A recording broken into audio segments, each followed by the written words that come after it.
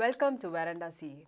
So we are moving on to the last chapter of revision in strategic management, which is nothing but the implementation. So strategy, implementation and control.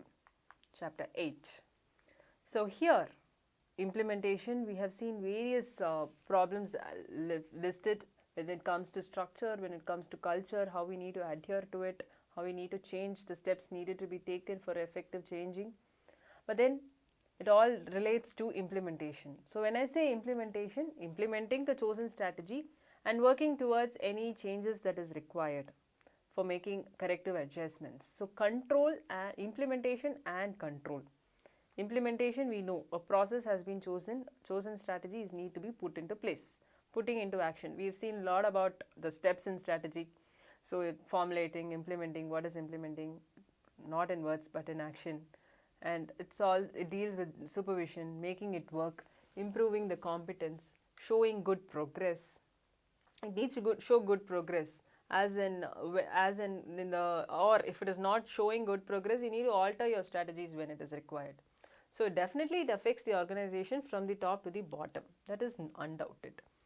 So for implementing, I need to know how much has been budgeted, so the allocation of resources are made, so that I need to adjust accordingly, adapt the structure to handle that situation, train my personnels and ensure the proper system is in place.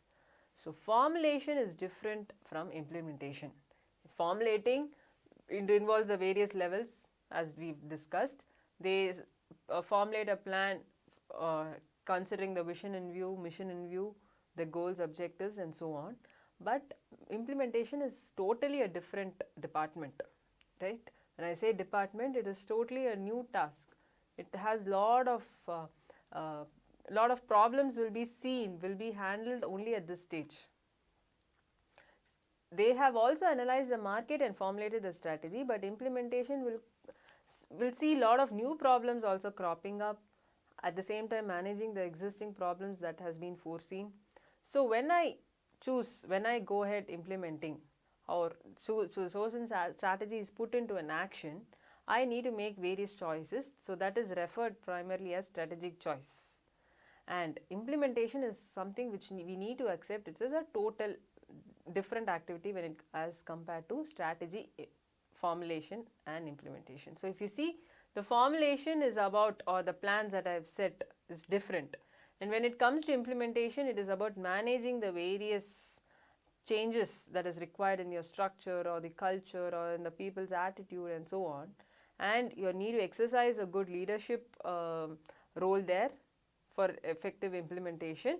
And implementation is at the functional level, operational level. Finally, you need to evaluate the results and control, ensure a proper system of control is in place. Throughout the systems, there needs to be a feedback mechanism. So this is the formulation versus implementation. So what does it, what relationship does it have with the strategy formulation? And I say it's completely different. So it's a different department, I said. So does it have any link? So strategy formulation is one and implementation is one. So should I see it as two different coins, or does it have a link? Yes, it does have a link.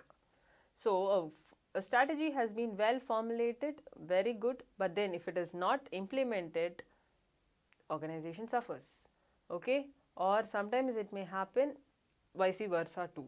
So we are going to see a matrix. So formulation and implementation are interdependent. So we are going to see a matrix which is explaining these two stages. So for example, if you see the first matrix where we have formulation, a formulation strategy formulation is flawed, is not working, it's a failure. Or we see the other contrast situation, it is very good, a sound good formulation strategy. Another way is implementation has been weak, it's not working, or it has excellently worked. So if you see A, B, C, D, the top high preferred position is B. So where your formulation has also been good, your implementation has also been successful, excellent. That is the most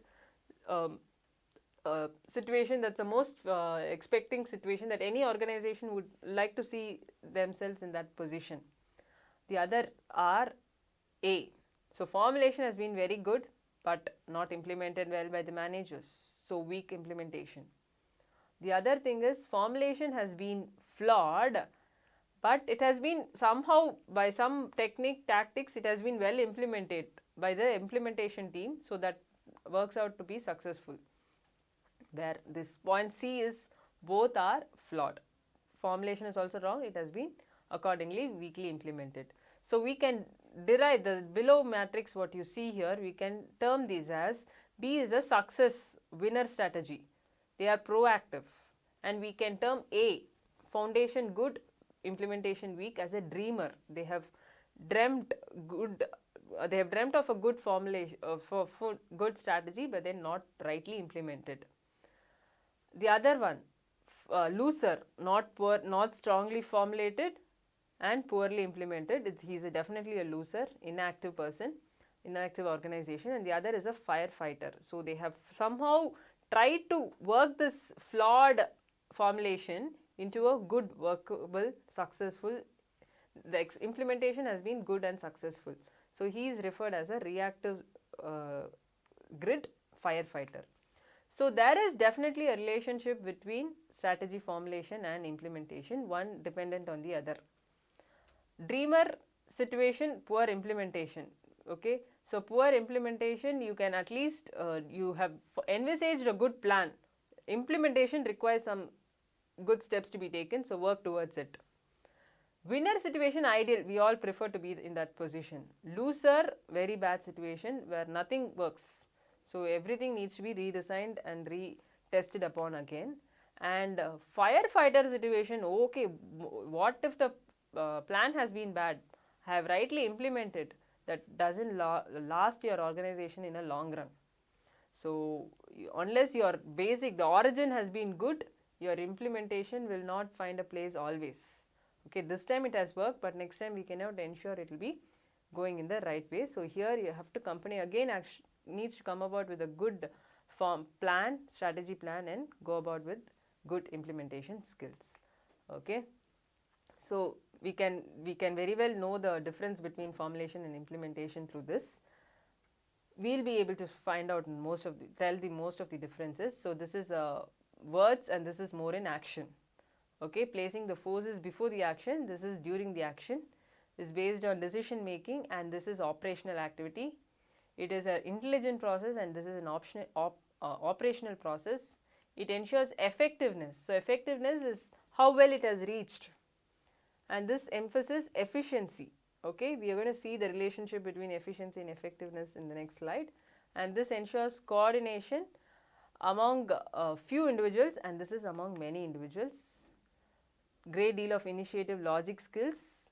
Okay, it requires a great deal of initiative, and also it follows strategy formulation. So that's an important difference. This precedes strategy implementation, and that follows strategy formulation.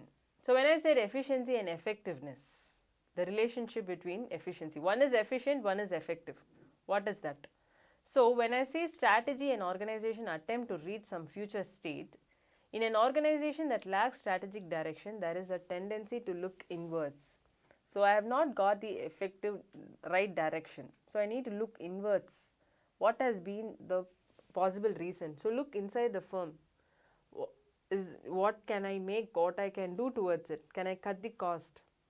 Can I divest some of the unprofitable divisions? So here the focus is on efficiency, the relationship between the inputs and outputs in short time horizon, rather than effectiveness. So effectiveness is how well your policy or strategy has helped in reaching the objective that has been set. That is effective. It has been, we say this study or this class has been very effective. So it has helped me in reaching the objective. But efficiency is that inputs output relationship. Okay. So when I see the efficiency relationship by way of a grid, okay, let's see the grid first. So here I have below strategy formulation, and there I have the management, the implementation part. So when the formulation has been good, effective, okay, effective. So formulation is helping you reach the effectiveness, and the implementation of the management helps you reach the efficiency. So when it is an efficient, effective combination, I am able to thrive in the industry. So cell 1 is much neatly placed. Okay.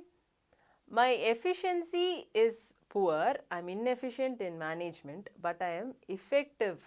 My formulation has been good, effective, I will be able to survive fairly in the industry. Then cell 2, one is efficient. What is efficient? The management is efficient, but formulation is ineffective. As I said, formulation needs to be very good, strong enough. Today you have survived, today you are living, but then you will eventually die. So die slowly. Both are inefficient and ineffective, you are going to die quickly. So cell 2 and 4 are very dangerous, okay, unless it can establish you need an effective and efficient policy strategy. So in cell 3, that is surviving state cell, the strategic direction is present to ensure effectiveness, even if rather too much input is being used to generate output. So the formulation is effective in cell 3, but then implementation is suffering because input output correlation is not good. Okay, so you are suffering now due to this lack in implementation, but then you need to ensure you come back and able to survive in the long run. Okay, so this is the strategy, formulation and implementation interrelationship well explained. So efficiency is required, effectiveness is also required, you are going to definitely thrive, but at the same time implementation has been inefficient, you are going to really die in the slow run or in the long run. Now, when I say strategy, formulation and implementation, there are various linkages that's created. Okay, linkages, when I say one activity is interlinked with the other. So when I am going to implement a strategy, it requires altering, I am going to implement a strategy. So it requires many sales territories may be added, new departments may be added or closed. I need more fresh employees, etc. So one is dependent on the other. So two type of linkages exist, one is a forward and the other one is a backward. Forward, what is forward? Formulation starts first and that is followed by implementation. So forward, when I say, when there is an impact on the forward activity, what is a forward activity? An implementation activity, it's a forward linkage. When the impact is on the other opposite direction, that is on the formulation stage, that is referred as the backward linkage. So forward linkage, the different elements in strategy formulation is objective setting, strategic alternatives and choice of the plan.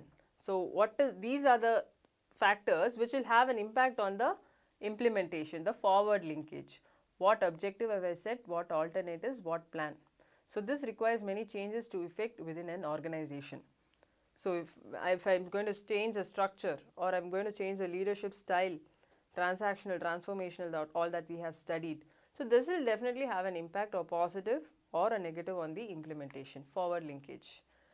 On the other hand, backward linkage, implementation having effect on the backward, on the opposite direction, as I said, on the formulation stage. So past strategic actions also determine the choice of strategy. So organizations tend to adopt the strategy which can be implemented with the help of the present structure combined with additional efforts. Okay, so when it has an impact, it can alter the present structure. So such incremental changes over a period of time take the organization from where it is to where it wishes to be. Now, we all have understood implementation is the key. So formulation has been good, formulation has been effective, but implementation, if you are lacking, you are going to die slowly in the long run. So strategy implementation is the key. The implementation task tests the strategist's abilities to allocate the resources, design the structure, formulate the policies and provide a good strategic leadership. So it requires a plan needs to be drafted, formulate various programs and projects according to the plan. Now when I say strategy implementation, the major problems or the issues I can see is it impacts various levels. A project, at the project level we say it is a project implementation. Then we have procedural implementation, we have resource allocation, structural and so on. So various levels it hits upon a strategy when it is required to be implemented, various levels it hits upon. Okay. So procedural implementation we can say as the various procedures that needs to be followed. When I say the project, it needs to be grouped into various projects. Okay, so project level it hits upon again. And resource allocation, how much needs to be allocated, the structural changes, the functional changes, the behavioral changes, all this it definitely hits upon. So these are the various issues when it comes to strategy implementation. They are all very complex and need to be handled in a right manner. So it calls upon to the most important factor called as change, the strategic change. So change is what? I am in this position for a longer time. I need to move to a better position. So change for a good cause, definitely. So change is a movement from the present state towards a desired state, future state, in order to increase the competitive advantage. What is the requirement? You need to modify the existing strategies and bring out new strategies. So change is definite. You have analyzed that it is required in order to bring about a new strategy. So go ahead, but this is a very complex process. So it involves corporate strategy focused on whether the strategy is on new products or new markets, or whether new processes of doing it. It is depending on these factors. But how do I bring about a change? What are the steps to bring about change? So change is what? It is the call of the hour. Now how do I bring about? First, recognize the need for the change. Is change required? Why is it required? If I don't bring about the change, my company will be shattered in a long run. I will not be able to match to the environment expectation, customers' demand, and so on. So the need for change needs to be diagnosed and understood. Find out your culture that you have been following, the SWOT analysis, the culture understanding. Now balance them. Why find out if there is a gap and determine the gap and find out if you can make any scope for it, changes to be made to it. Change, recognizing the need for change. Now I am sharing this. So create a shared vision to manage the change. Yes, so organization's activity is to find out whether a change is required. Now it needs to be communicated. Changes can be brought about only among the individuals, right? So only if you communicate to them, they will be able to bring about the change. So possible only if the management and the members of the organization follow a shared vision. I have been thinking so, but unless I communicate, how can I expect the same behavior from the individuals working? So it needs to be definitely shared. Senior managers need to consistently communicate the vision to overcome any resistance. Why it needs to be done? What is the long-term objective that we are trying to see by bringing out this change? Now the change has been envisaged, it has been communicated. Now institutionalize the change. That is making it a permanent part. Change not just a temporary, not just for this week or this month or this season. It's going to be part of your culture now. It becomes part of your normal functioning now. Okay, so it is making this a established practice. That is the third stage. So long-term persistence of organizational change, a part of its culture. You should not go back to the old stage. So Kurt Lewin model has clearly brought about the change that is required, the various phases an organization undergoes when it comes to a strategic change. So he has initially, the three stages that has been well explained is, the first stage being unfreezing the situation. So we've been following a set of culture, norms, values, beliefs. So that is all, those are the things that are required to be changed. So now unfreeze them. Break down the old attitudes, behavior, the principles, the traditions that you've been doing. Because the change has been recognized as a norm, call of the hour. You need to bring about. So change them. Unfreeze the old situation. The second step being changing to the new situation. So when I have decided I'm going to unfreeze the old situation, it is not a sudden overnight process, as I said. Everybody needs to be prepared for it. So discuss with them, share the vision with them. They all need to be prepared. It cannot come as a surprise. It has to be slowly educated to all the members of the organization. Then bring about the change. When I'm bringing about the change, there are three methods that are very popular. So we've been following this way in our organization. Now suddenly I change this old norm. How will they accept?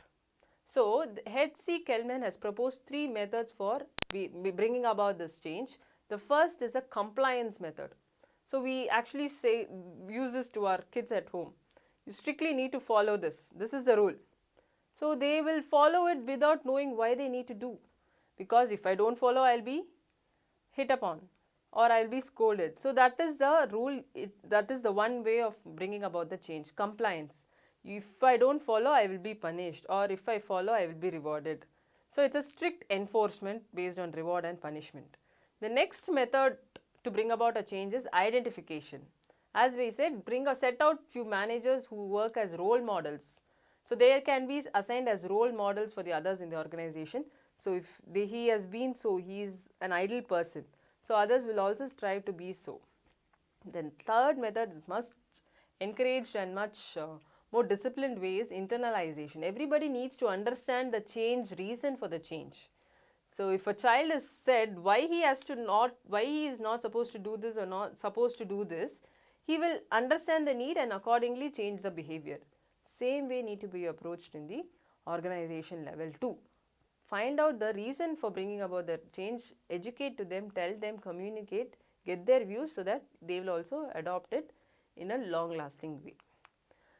And the third situation as per Kurt-Lewin model is refreeze the situation. So the old has been unfreezed, paused, new change has been brought about. Now you are going to again refreeze it. This becomes a part of a normal functioning of any organization. The same step that we had seen in any change management is well explained under Kurt-Lewin's model of change. So as I said, unfreeze, change and refreeze. Okay, so you can understand the need, what changes, encourage them, ensure there is a strong support from the management, then bring about the change, implement in any of the 3 ways as seen, refreeze, make it as a part. So strategic change is one concept required, call of the hour as I discussed. Next is the strategic control. So implementation of the strategy has been made by bringing about change if required. Now how do I better control? How do I see whether the changes, implementation are all working in place? That is well explained in strategic control. Control as in a control or overview of a hand over what has been implemented. Okay, so an organization cannot run without an effective evaluation and control system. I have implemented something, I cannot forget it and go about with another set of work. Need to see the results of it. So 3 levels or types of organization control are at the operational level, management level, and the below one, the strategic control. Operational level, when I say operational control, the thrust of operational control is on individual task. Operational, what is required for the operation, as in procuring the various items for inventory, ensuring customers' demand are met. Various the day-to-day activities are the major concern when it comes to operational control. Then I have management control. So here it is management control, it is more inclusive and more aggravative. Okay, so adapting various activities of a complete department division. The basic purpose over here is the achievement of the goals. Management will ensure the goals are achieved. Let it be a short run or a long run. Every goal is achieved. Okay, it is not just day-to-day operation. The goal, ensuring the goals are also achieved. Then we have what is our major concern is strategic control. So this is the third type of control, the strategic control. When I say strategic control, it answers 2 questions. It needs to answer 2 questions. What I implemented, is it working? Is it being implemented as I had planned? Are the results are what I am seeing is what I actually expected? So these 2 questions if it answers, then the strategic control is good. So difference between any operational control or a strategic control. Okay, for example, we can say there's a technical malfunction, something is not working well, something technically wrong, it's not up to the expectation. Now what does the operational control team will do? Correct it so that it is working now. Okay, it is working now, everything is placed, you can go ahead. But the strategic control that is required is why it has happened. So in the long run, what is the reason? I need to, my IT system is old, outdated. I need to update it. Okay, or I need to recruit correct employees who knows about this. So that is a strategic control. Okay, so strategic control is hiring the correct criteria and finding out why it has gone wrong. So there are 4 types of strategic control. Okay, so we are into controls. When I say controls, there are 3 types. One could be day-to-day operational control, or a management level control, and then a strategic control. Strategic control should basically answer 2 questions, whether it is happening as per planned, or am I seeing the results as expected. Now I am seeing there are 4 types of strategic control. Premise control, strategic surveillance, special alert, and implementation control. So let's see them one by one. Premise control, when I say, let's go to this picture a little later. So premise control is focused on the basis of certain assumptions. So I have assumed about this place some certain things. Okay, and this, what I have assumed, okay, on the basis of what I have, the strategy that I have framed on the basis of certain assumptions about the environment may not remain valid in the future. Okay, so I have assumed there is a demand for this product. Okay, suddenly tomorrow another competitor will surpass, and he has developed a new product. So there's all my buyers are moving to this particular competitor. So I need to analyze the environment, find out what best this assumption. I have assumed all the buyers will be my loyal customers. They'll buy from me. I have produced this product with high-end features, so they'll definitely buy from me. But what if the assumptions go wrong? So I should always keep a place for such happening in the future. Okay, so Bajaj RE has been doing well, and suddenly Nano came in, everybody started moving from this to this. So they should always keep a place for such assumptions being totally destructed. Okay, so it can be due to analyzing various factors, environmental, industry, and so on. So premise control will assist in recognizing the changes in the premises and thus helps in adapting the strategies accordingly. Change in the assumptions. Next, surveillance. So strategic surveillance. What do we intend by surveillance? That is seeing over. So we need to continuously monitor what is happening in the environment. Okay, so to identify overlooked factors both inside and outside, which has totally missed in your to be traced out. So for example, if I know we had this mad cow epidemic, right? So all the restaurants who were providing beef had totally stopped because people were against supply of such food items. So what they did, they knew that such a issue has arisen in the economy. So people are much aware, much aware of what they eat. So they quickly stopped producing such foods, and they converted their zone or restaurants into normal vegetarian places, or maybe providing other than beef products. Okay, so casual environment browsing, like as in what is happening in the society, you can find out from reading the newspapers, watching news, or even people follow many social websites. Okay, so this followers on Facebook and Twitter, by knowing this, they are more updated. So this we see under strategic surveillance. That is, you are surveilling the current environment, making the changes as required. So in this way, you are having a control over the strategies that you have placed. Then we have special alert control. So something has suddenly happened. This is not a proactive. Surveillance is a proactive probably. Special alert is a reactive. So something has unexpectedly happened. Now you're going to react to this. So reactive process when unexpected events or losses happen. For example, when we saw the September 9/11 crash, nobody expected such a crash to happen. So then everybody were more concerned. They started adopting very strict policies. Okay, they everything were checked, and only then it was entered into the premises. So a sudden crash, a sudden happening will crash the entire business functioning. So this is a reactive process.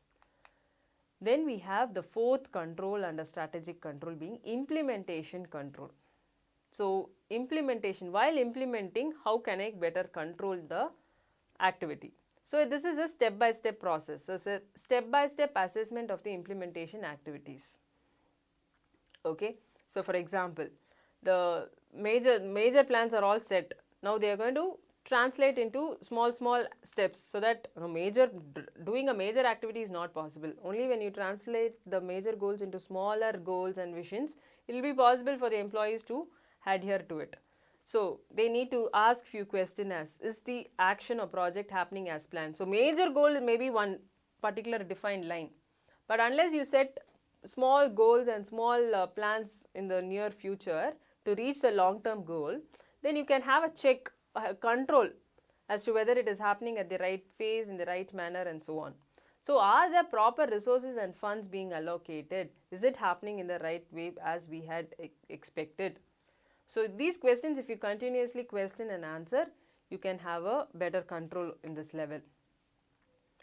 So basically the implementation control is again further divided into two types, one being monitoring strategic thrust and the other being milestone reviews.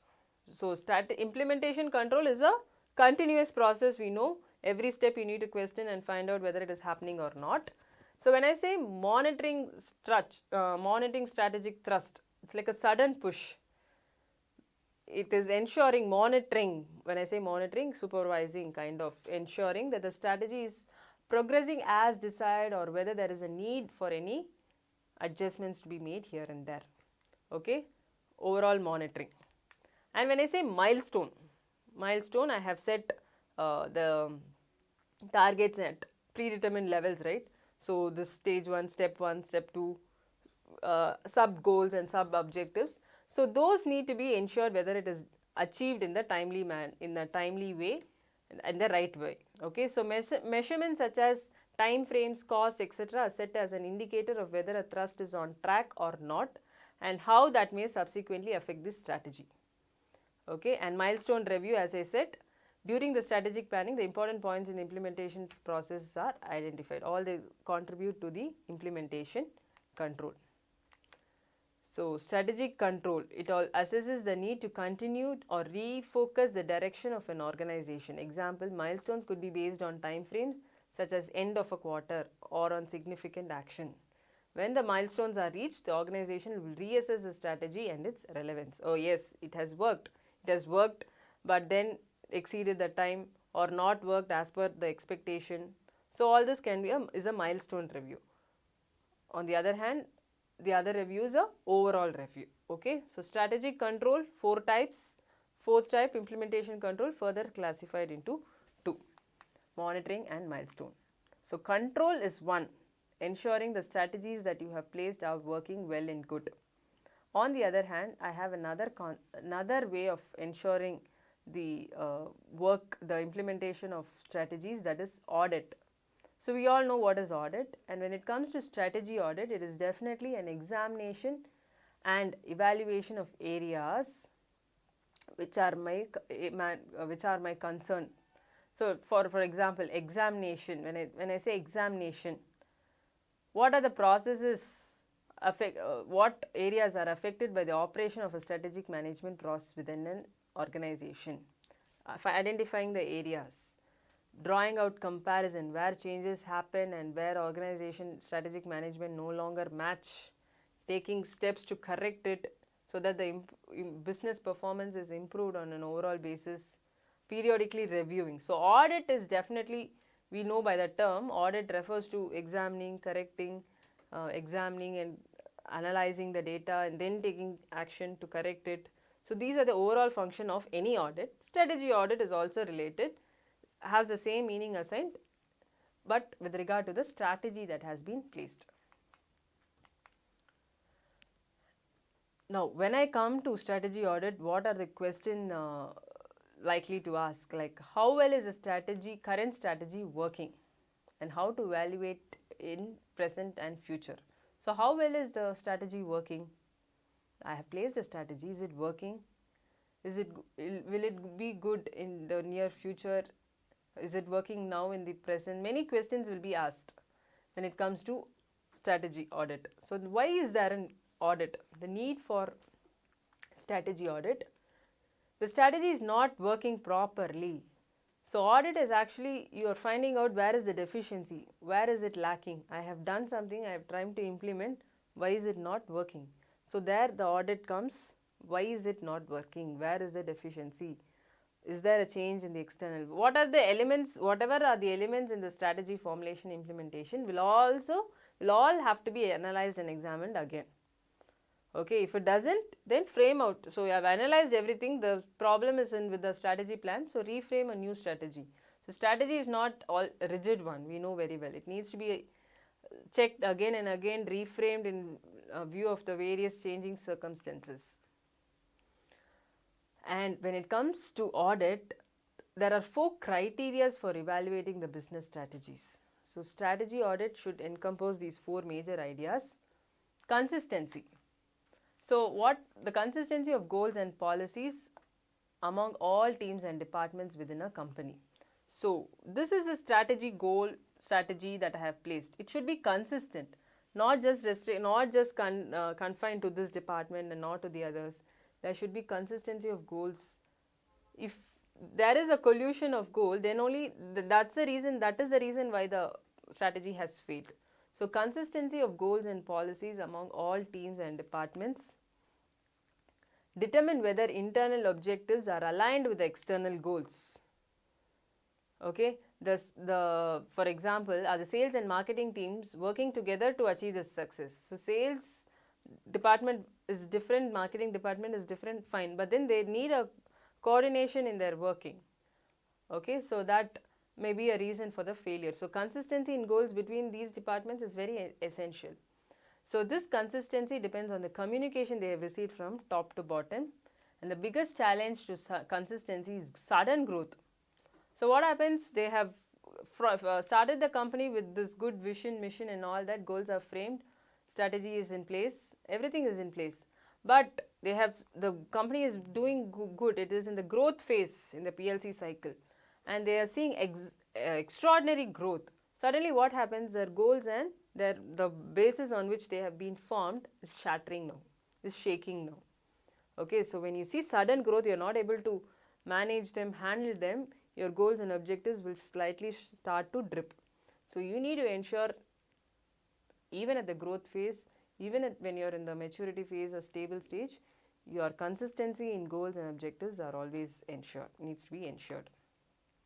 Next, consonants. So when I say consonants, the strategists need to examine the set of trends as well as individual trends in the auditing strategy.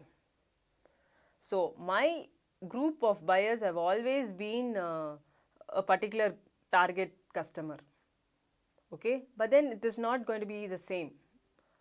Some also this product will be well recognized, will be well accepted by another target group. For example, a company that has been selling the skating boards, always young buyers, teenagers or younger generation goes on for such a product, but then maybe an older generation also has started developing an interest towards it. So my buyers could also be them. So I need to frame a strategy to accommodate such target market. So the change will require the company to shift its marketing and production strategy to target the new market. You need to find out what is the trend. All these years I've been selling to this particular market doesn't mean it is going to be the same even in future. Find out the market trends and the individual trends in the auditing strategies. So difficulty is most trends are the result of interaction among the various other trends. Okay. Then the third is feasibility. Whether the strategy feasible, by the very word feasible, I know whether it is possible in terms of cost, time, resource, human capital and so on. So strategy, can it be attempted within the physical, human, financial resource that I have, is what you need to study. So an evaluation of the employee skills and talents, the financial resource of a company, all this needs to be analyzed. For example, a marketing oriented business strategy may not be feasible if a company lacks a marketing department. No marketing department, then the marketing strategy will not be working good. So how feasible it is to set a department and then frame a marketing strategy. You cannot make that happen with the sales team that you have or with the HR team that you have. You need a separate department for it. And the last, fourth point that you need to consider is advantage. So strategy must provide for the creation, maintenance of a competitive advantage. When I say advantage, and always better than your rivals in a chosen area, in a chosen activity, in a chosen product, and so on. So business to assess their innovation, technology and creativity in comparison to their competitors. They need to consistently compare them, ensure their competitive advantage has been well maintained. So competitive advantage is the result of superiority in one of the following. So you either have good resource, finance, people, so on, or good skills, highly skilled workers, or a good position. Okay, so if you are superior, you would be superior when compared to the others in the market, mainly due to these three factors. So a strategy audit, while doing this audit, you need to ensure these four factors: consistency, consonance, the strategic advantage that you have created, and the feasibility. So all this will pave way for ensure that the strategies that you have placed are well corrected, controlled, and well under your working towards the attainment of the corporate level objective. So we have seen the strategic control and the strategic audit. Next concept is business process reengineering. So this is famously referred as BPR. Business process reengineering is not just alteration here and there, it is a complete demolition of the old policies, principles, and working towards a new defined one. So BPR refers to the analysis and redesign of workflows and processes both within and between the organization. So here it is radical, complete, that is, if it is like a total deconstruction and rethinking of a business process in entirely, not just one part and so on. If something is not working towards it, you need to take this BPR step to start all over again, starting from the scratch, reinvent something, not just enhancing, improving and so on, not just altering or modifying it. So what is a business process? It's a logically related task or activity towards a desired objective. Every business will have a core process, or we say it as a generic process. For example, an FMCG company, the core process is ensuring brand building, marketing to the consumers. For example, a news distribution, delivering the right news is their core business. Okay, distribution, collection of broadcasting is their core business. So every company will have that. They need to identify them. That is very important for their survival. Other things are only temporary, or it may be just an add-on feature. So need for BPR, if in your business you are outdated, you've been following this process for a long time, others are doing exceedingly well because they have adopted the latest technology, you need to change to it. Time and cost of every business, the process you have adopted is old and it is taking a lot of time, cost, change it. Okay, now we have opened up to various competition, opening up of Indian economy, this has increased competition worldwide, globally we are present. There's definitely IT involvement, still we cannot resort to manual process, manual methods. There is a need for developing IT in your business. Demanding customers, so that is the central thrust. So people, definitely customers are still they haven't changed, they are into the old forms we feel.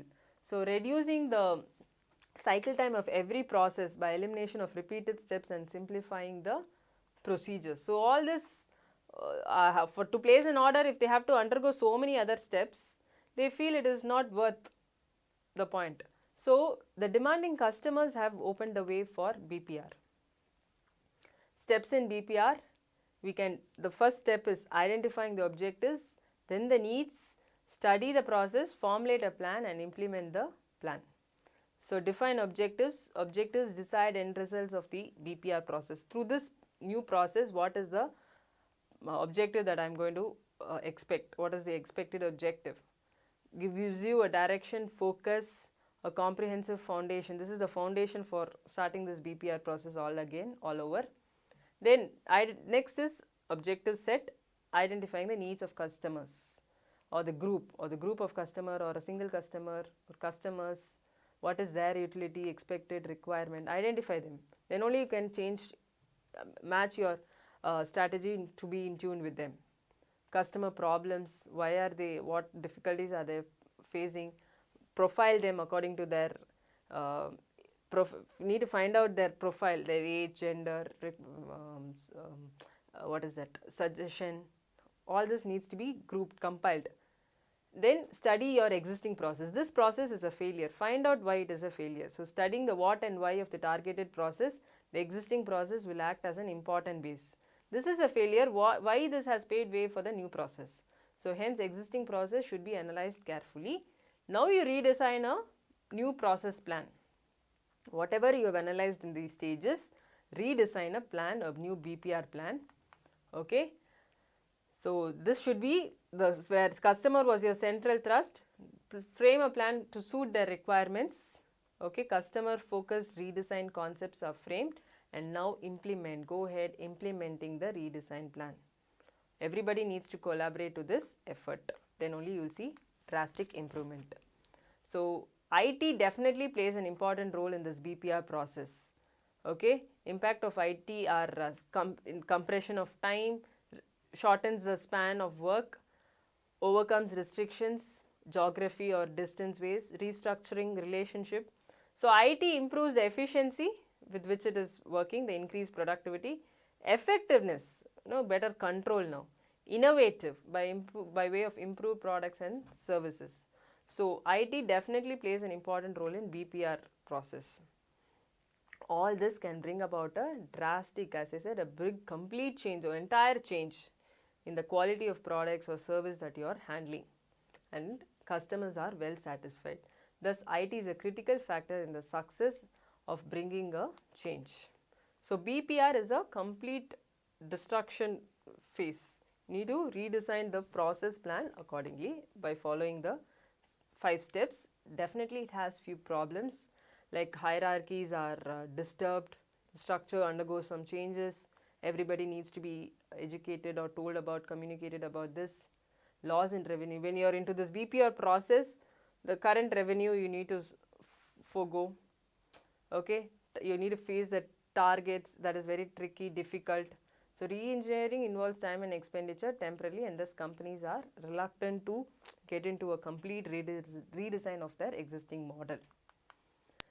The next concept when it comes to strategic control, the last concept is benchmarking.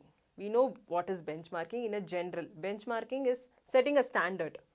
Okay, so we need to excel above or at least in tune with that, but not below.